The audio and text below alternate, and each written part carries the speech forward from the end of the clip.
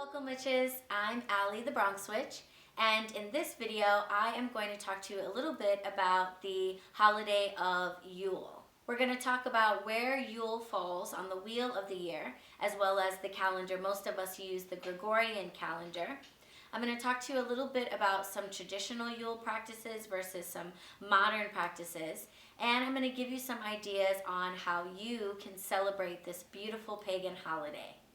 Yule is the celebration of the winter solstice, and in the northern hemisphere this occurs around December 20th, December 21st. And it marks the point at which daylight hours are at its shortest and the nighttime hours, or the hours without sunlight, are at its longest. It also marks the point, though, when that begins to shift, because during the winter solstice we have the shortest day and the longest night, but then at the same time that means that immediately after that daylight hours begin to increase and nighttime hours begin to decrease. So while it is a time of, especially in like the Northeast, a time where it's really cold, it's getting dark really early, and we're not exactly thinking about springtime or sunlight at all, this is actually the moment when we begin getting our sunlight hours back. So this is a really great time to honor and acknowledge solar and masculine divine energy. This year, Yule falls on December 21st, and so this is considered the official first day of winter. And the solstice is going to occur when the sun is in Capricorn, which is an intense energy of ambition, drive, motivation, particularly in professional pursuits, but also a great energy for spending time with family and working on things related to your home. So what exactly is a Sabbat? A Sabbat is a Wiccan holiday, and they basically happen throughout the year at important seasonal changes, and they mark the journey of the earth around the sun. So you can think of Wiccan holidays in two pairs.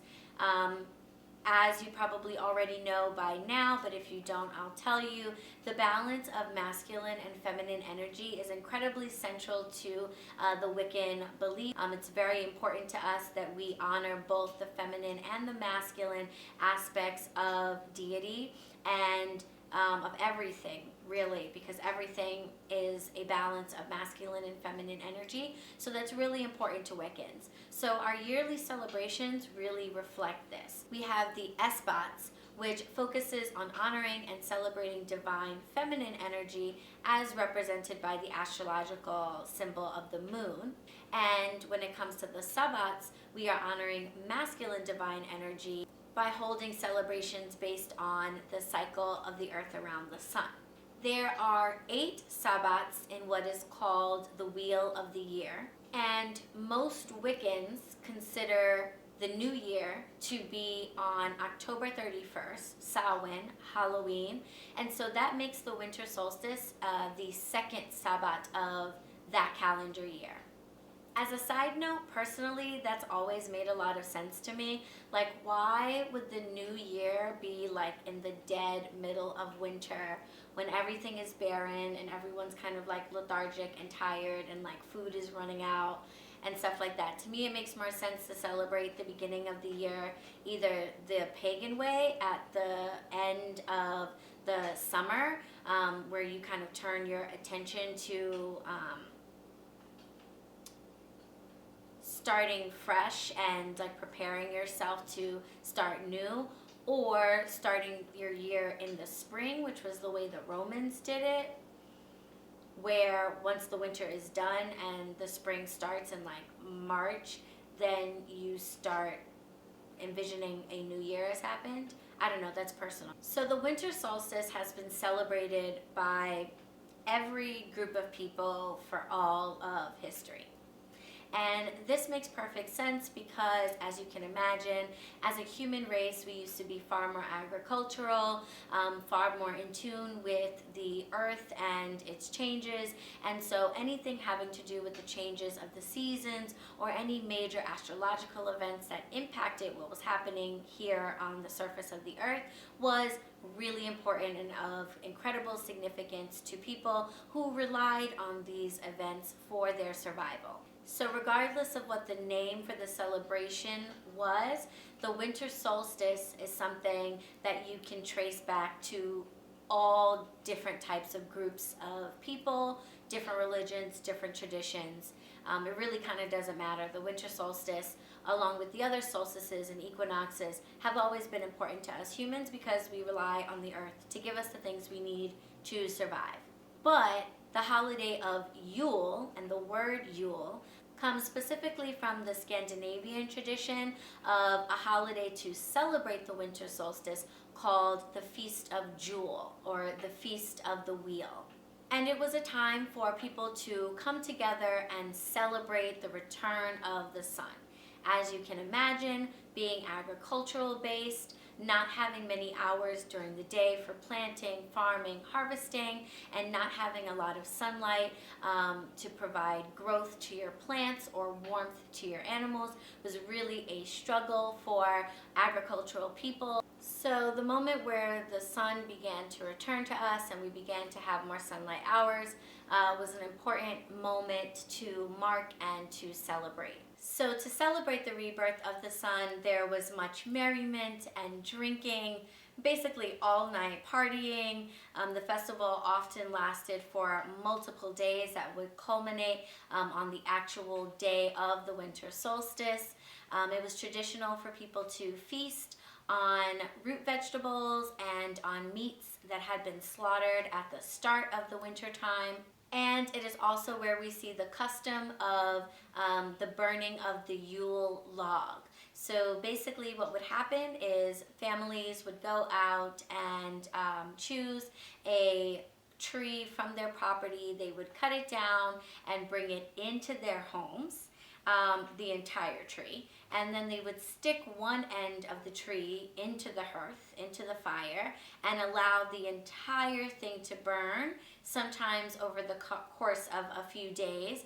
And they would light the Yule tree with a piece of the tree from the year before. And this was a way of sort of honoring the cyclical nature of the year and of moving one year into the next. So just imagine that in your house, an entire tree sticking out of the fireplace and slowly being burnt. So you think you sage? You don't sage like the Scandinavians saged. Imagine that, like their entire house is just like filled with tree smoke. But yeah, that's what they did. Others would leave the tree outside, but would decorate it either with candles or with circular ornaments and decorations that they would make that represented or were symbolic of the sun and the return of the sun. So while some of Yule's traditions, like decorating the tree with lights or ornaments or the Yule log, have been absorbed into modern day Christmas practices, it's not exactly the case that Christmas is derived from Yule. So many people mistakenly think that Christians took Yule and took it for themselves for Christmas, but it's a little more complicated than that. Christmas as we know it in the Northern Hemisphere and the practices that are traditionally done at Christmas really come from a blend of two other holidays, and that would be the Roman holiday of Saturnalia and the German Scandinavian festival of Mudrnik, aka Mother's Night. So modern pagans have incorporated the practice of Yule into the wheel of the year, which, as I said, really makes perfect sense, as being pagan and specifically being Wiccan is very much motivated by a desire to not only return to the old ways of thinking of divinity, but also the old ways of understanding, respecting, and working with the earth and nature in general.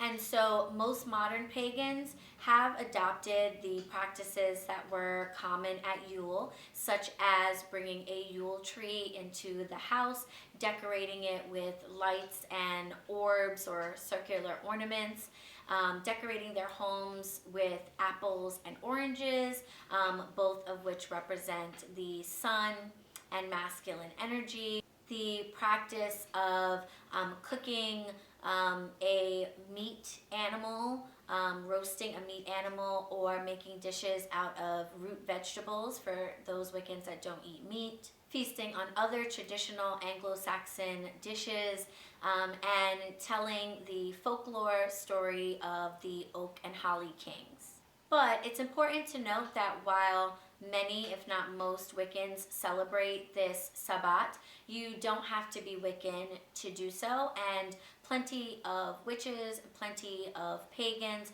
who don't identify as Wiccan celebrate Yule, or if not specifically Yule, they celebrate the winter solstice. So I encourage you, whether you identify as Wiccan or not, to do a little research on your own cultural backgrounds, ways of celebrating the winter solstice. Because like I said, every single group of people for all of time have been celebrating the changes of the seasons and honoring the astrological events that occur around those important seasonal changes. So it's almost a guarantee that your own cultural background or your own geographical area has some traditional practices related to the winter solstice that you might enjoy learning more about and incorporating into your own celebrations of this important seasonal day. But if you do want to celebrate the winter solstice in terms of replicating what was done at Yule or practicing it in the Anglo-Saxon way, then there are a few things that you might do in order to celebrate this holiday.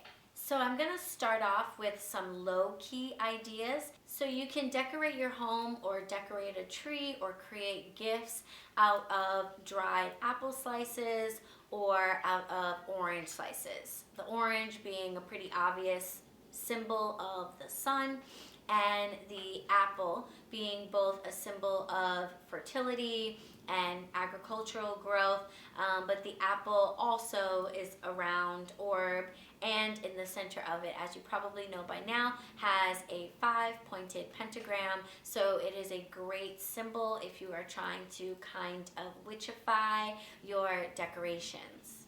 You can also write down your wishes and your intentions for the upcoming year on little pieces of paper. And one thing that I think is cool to do, as you know, ornaments. I think there are some on this tree. Oh, so circular ornaments, if you can see this, it's like a green circle ornament. A lot of those ornaments, the little tops pop off and can pop back on. So I think it's kind of cool if you want to do the practice of writing down your wishes for the year on little bits of paper, but you can't leave them out for people to be seen. I would pop the tops off of those ornaments and put my paper inside and then seal them back up. That way your wishes are on the tree and nobody has to know. I think that's kind of a cool way to do that particular practice. You can also decorate your tree with gold circular ornaments, again relating to the sun, and that's pretty much done by everybody already anyway, so you can definitely do that with the intent of honoring the winter solstice and solar energy without anybody realizing what you're doing. For those of you who have a bit more freedom to be open about what you're doing, you can host a winter solstice dinner for your friends and your family. Traditionally, you would have some type of a meat dish, but for those of you who don't eat meat, root vegetables were also really important to Anglo-Saxon people at that time, being a staple that could survive through the winter. So consider making dishes out of root vegetables. For a drink, a traditional drink is wassail, which is basically just like mulled cider. So you would start with cider or wine, and you would add brandy or sherry and warming spices like cinnamon, nutmeg, and clove. And orange slices can be added in, and apple slices as well, and that just makes it even better. I am going to link a video down below. There is another witch on YouTube. Her name is Olivia. She's known as the Witch of Wonderlust, and she actually did a really cute video on making mulled cider. So since I don't have time before Yule to make a video for you guys, I'm just going to reference her video because it's a really good one, and it gives you basically the idea of how to make wassail. You can also work with, in terms of your cooking or in your decor, with the herbs of the season. Things like holly and fir and mistletoe are great to decorate with, and in some cases you can incorporate them into what you're making. And finally, you can make a Yule log for dessert, which is a type of dessert that has kind of was made to sort of like represent the Yule log, like the actual tree. And it's basically like this like chocolate bread, like rolled thing. I don't know, it's good. So you can look up recipes on how to make Yule log the dessert. That might be something you might want to do. And that's a great thing to bring to like a work potluck or holiday dinner or party, where you are honoring the traditions of Yule without making like a really big deal about the fact that it's a Yule thing. So what am I going to be doing to celebrate Yule this year? Well, first of all, it was traditional for people to celebrate all night long until dawn, to basically kind of welcome the return of the sun on the winter solstice. So I don't know if I'll be up all night long. There's a good chance I will be because I have the sleep hours of a bat. But if I am not, either way, I will be getting up at sunrise and performing what is called a Surya Namaskar. So I practice yoga. It's become really important to me, and for those of you who watched some of my other videos, you know that the deities that I work with primarily come from the Hindu pantheon. So whenever there is a Sabbat, or some type of a solar event like a solar eclipse that I want to celebrate, I will do a Surya Namaskar, which is basically just a collection of 12 asanas or poses that you just do in a circle for however many times you'd like, and it kind of mimics the rising and the falling of the sun. So I'll be doing that in the morning for myself. And then my Sabbat practices tend to be in two parts. I usually do something with my husband because even though he is not Wiccan, he is very much supportive of his witchy wife, and so he is totally cool with participating in Sabbat dinners and celebrations and things that I try to do together with him, or like in our home generally. So on this Saturday, before we start traveling to see family for the holidays, we will have a Sabbat dinner, which I will cook. It will probably incorporate a root vegetable dish, as we don't eat meat, or at least not meat with feet. But we will, I'll make a root vegetable dish and then some type of a dessert. I'm thinking apple tarts. I haven't decided yet. But I will make us a special Yule dinner, and then we will exchange our gifts with each other. And then I am actually going to wait this year. I usually then have, at some point around the Sabbat, a ritual that's just for me, and that's more complicated and more witchy than what I do with my husband. But this year I'm actually going to wait. I'm going to wait until the day after Christmas, because the day after Christmas this year, December 26th, is the new moon, and it's also a solar eclipse. So to me, with the winter solstice being all about solar, masculine energy, doing a ritual for myself on this day seems like a great time to kind of pull all this energy of starting fresh, starting new, looking forward to the new year, making plans and working with divine masculine energy, honoring that energy. It just kind of makes sense to me to do it all on that day. It's going to involve a meditation to center and ground myself, but also to connect to Ganesh, who is the masculine god that I work with the most, and connect to that divine energy. And then I will be doing a prosperity spell, which is a great idea if you're trying to come up with ideas for spell work around the solstice. It's a great idea to do spell work that has to do with manifesting prosperity, fertility, or opportunities for you in the upcoming year. That is intended to grow. And so for me, I was like, ooh, this is perfect, because the new moon is the dark of the moon right before the moon begins to grow back into the full moon. And then the solstice is when our sunlight hours begins to return and slowly grow. And so those two colliding forces of growing energy to me seems like a perfect time to do a prosperity spell designed to grow abundance in my life and my family's life. So witches, I hope this video was helpful for you.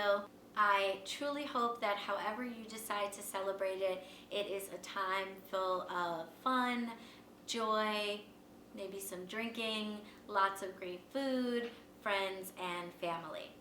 So if you like this video, please make sure to give me a thumbs up.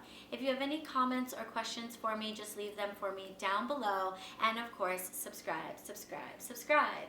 Click on the bell button so you're notified every time a new video is released. You can follow me on Instagram @BronxWitch, and I will see you in the next video. Blessed be.